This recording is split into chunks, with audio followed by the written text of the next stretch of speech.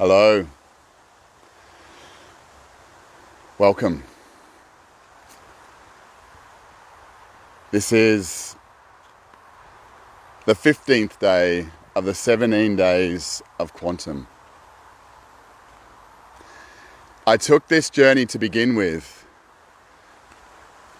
because for many of people that we've been fortunate enough to work with over time, is that all of them said upon completion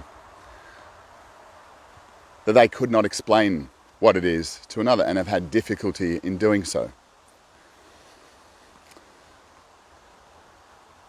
And for me, the answer is always because it is so simple. Because people want to fix things. Because they believe that they need things fixed. There is nothing to fix. And for many of us to come to a particular point to recognize we already have everything that we have is what we need in every single moment and far beyond, that we'll never ever exhaust or never ever be able to embrace. That becomes a challenge because our story is dissolved in that moment. We want something that's going to fix us, that's going to make us feel better. But when you come into the audience of your entirety, accept your significance in the face of other people's opposition, you need to be able to be present to one thing. That as you start to grow, you're going to be most challenged. As you start to walk a path of your own independence, you start to confuse people. Some of them will be offended. But this is what today's topic is all about. And I've mentioned it before through a number of other posts, but it is what is most important in our first steps towards growth and understanding why at times it's challenging. Why at times we've done so many courses in the past, so many learnings, but we keep finding ourselves back in this same position because it never addresses this one thing. It doesn't teach you grace through purging. Purging, letting go, releasing is a toxic experience. It is to understand this very thing. What we take in, and I want to explain this, our soul is pure. It is unadulterated and it cannot be adulterated. Nothing can attack our soul, nothing can infect our soul. Our soul is complete. It's a complete system, structure, entity. It is not going to be influenced by anything else. But the thing is, this soul within us, the sun within, that exists to be expressed and to be exposed. But as we learn in our own life, we start to take on an identity that is not of our own self. You look at a baby, and they are what they are. They cry when they want to cry. They make noise when they want. They do what they need in order to support themselves to their highest degree in each and every moment. But we start to learn that certain things are not right. That there's ways of doing things. There's more accepted forms of activity and action. There's processes we have to go through. There's learnings, indoctrinations that we need to complete. There's people we need to listen to ahead of our own self. Now, all of this stuff, these lies, these deceits, these limitations that have become the example of so many in organized society. And just remember that word, organized. You have been organized. The thing is, you're not organizing yourself. Energy will go where it is most organized. And at the moment, there is such a significant system that exists around us that has organized you. Until we choose to organize our own self, well, we need a plan. We need an inspiration. We need a truth that we're going to follow. But what happens with all of that information? We store that in our own physical body, like a hard drive. Ideas, thoughts, beliefs, intelligences, knowledge, in opposition to the very fact and the irony that what exists within us is far surpassing this information that we're taking on a temporary basis from someone else's deliverance to us.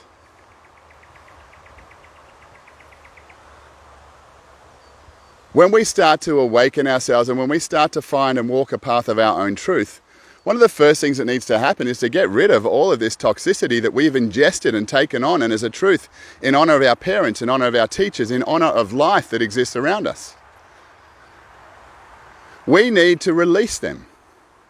Now, as we've taken on more and more in our own life and become more deliberate in our beliefs, as we have dissolved self-belief and beliefs can't coexist. It's one or the other. You believe in a structure external to you rather than one that creates from within you. Self-belief is the greatest disease that exists on this world. Not something that's been created in a boardroom.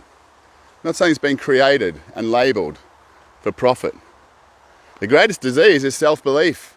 But that dissolves as we take on these beliefs. And the more these beliefs that we take on and current truths, temporary truths that inhibit us, we suppress the very expression of our soul, like layers upon that soul, disenabling itself to be expressed authentically. It goes through the filters, and what actually comes out of us is a very filtered structure. A dissolution, a dilution of that potency, the omnipotency that exists within us. So consider at a particular point in life where you've met with great trauma and it's now time to let go. It's now time to move beyond. But this is a great point of celebration, but it's a misunderstood one because most people buy into this idea from many motivational speakers is just to push through, to get past. You can do it, walk on the coals. These types of ideas of incomplete teachings that continue to keep people inhibited, restricted, limited, maybe at a starting point, but definitely nowhere near completion. It keeps us disempowered and looking externally for answers because we're never given an understanding on the how to do it within our own selves.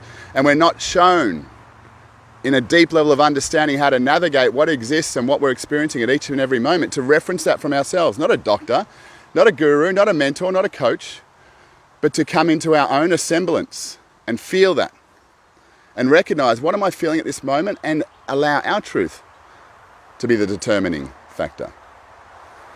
To be able to absorb and be present to what others may have to say, but eventually recognize that we are the chairman of our own board. We are the ones that make the decision and the determination of our life. So over life, as we've taken on in so many ways from intoxication through everything from foods and the poisons that are placed in them, and we're aware of that, but we still keep eating them.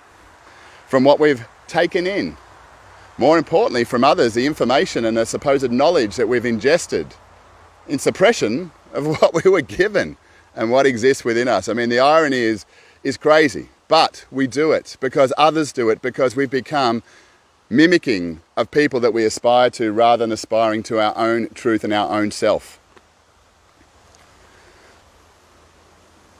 When we start to move into our own truth, what happens is we start to purge, we start to release, we start to let go.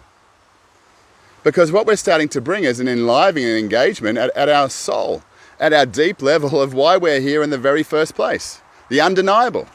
And as we start to give attention to that, it grows. And as it grows and expands within this vessel that we've been maintaining, it starts to permeate and liberate what it is that's above it.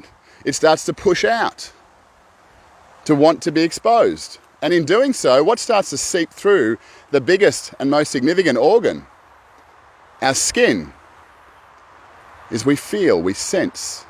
It's the protection of what exists within, but it's also, as we start to release it, we re-experience it. But for many of us, when we re-experience it, we start to get caught up in the idea that this is what's happening to us, this is who I am, this is what I'm stuck within. I don't want people to see this part of me, so we suppress it, we push it back in, and we then take away the attention, the life force, the energy that we were placing into our soul and listening deeply into that space and wanting to move beyond the trauma of life. And we accept it because we don't want other people to see us, judge us. The inconvenience of purging, taking responsibility for letting go of what we've taken on. It's our ability, in the same way that we do when someone else around us that we love is going through trauma, difficulty or challenge, to sit there without judgment and hold the space and allow them just to spit out, to release and let go of, to cry, to just allow sickness to release, to depossess themselves of what they've taken on.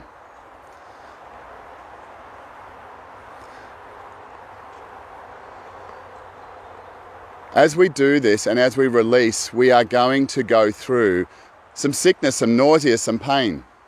And what's so important is our ability to be able to hold space to let that go for a couple of days. It may be the case that you feel down, that you feel uncomfortable. It's not about making excuses about it. It's about celebrating and recognizing what I'm now going through is releasing and being able to step through and engage with the challenge that presents. But for many of us, we're so used to putting on a brave face and getting a selfie done in the right way because we look good so that other people can accept us.